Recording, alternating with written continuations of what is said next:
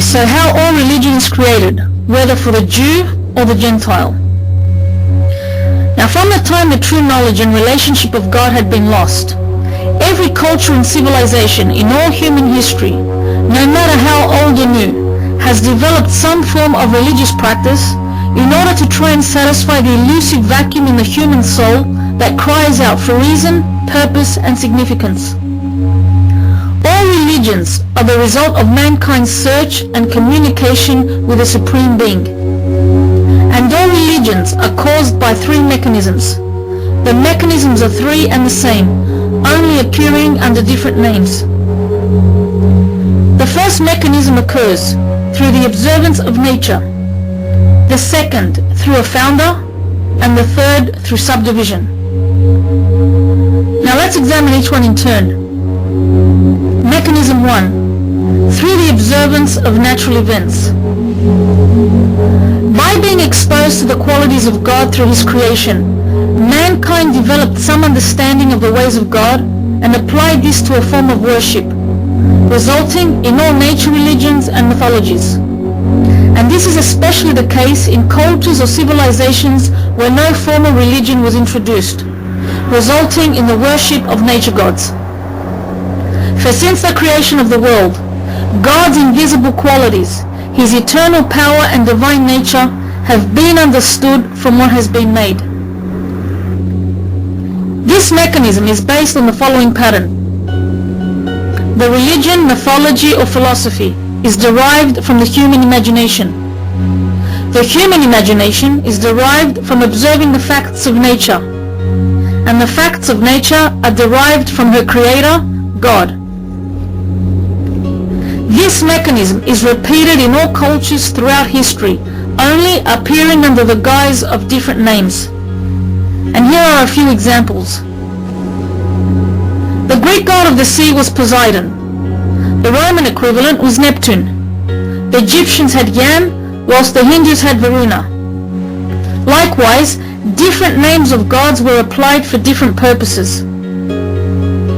Despite the many gods they worshipped, however, they all had the ability to reason that some other god had to be supreme and ruler over all the other gods. Hence, a Zeus, a Jupiter, an Ammon, or a Brahman. All belief systems resulting from this first mechanism reinforce what God has already put in nature.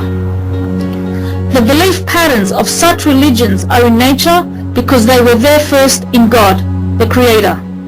And there are many patterns in nature that display the invisible and eternal power of God. Mechanism 2. Through a founder. This second mechanism initiates religions, whether historic or new.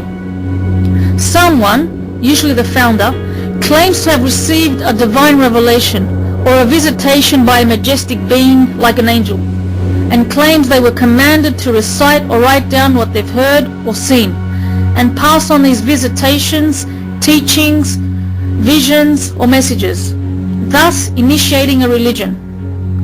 For example, Muhammad was the founder of Islam, Joseph Smith of Mormonism, and Israel ben Eliezer founded Hasidic Judaism.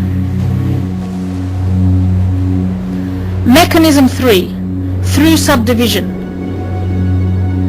This happens through one or a combination of the following ways. A.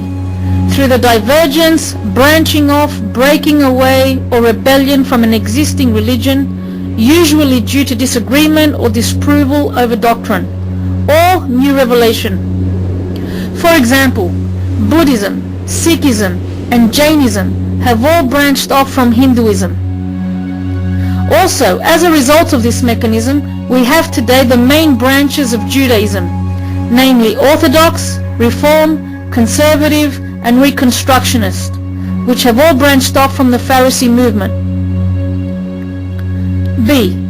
Through the combining, mingling, or blending of existing religions in order to develop a new one.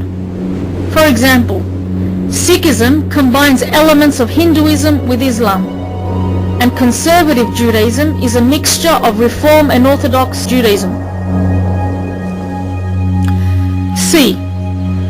Further splits can occur within mechanism 1 and 2, resulting into even smaller sects or denominations.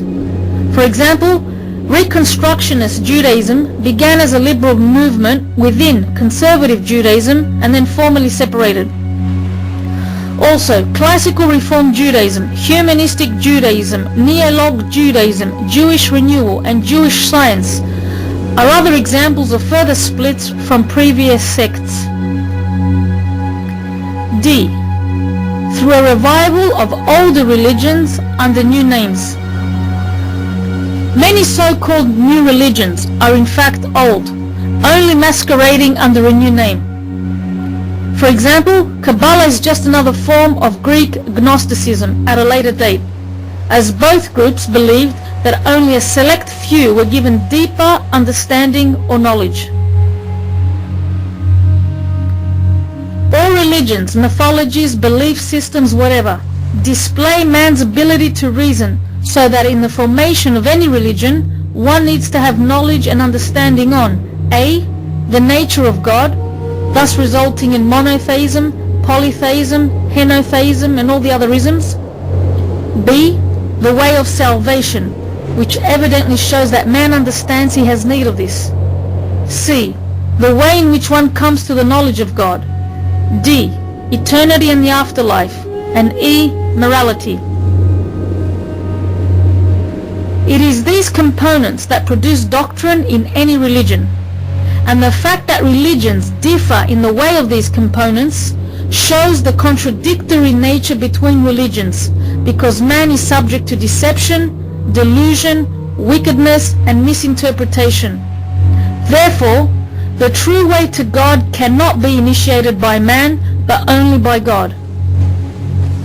And as a result of the above three mechanisms, we now have the thousands of religions that exist around the world today.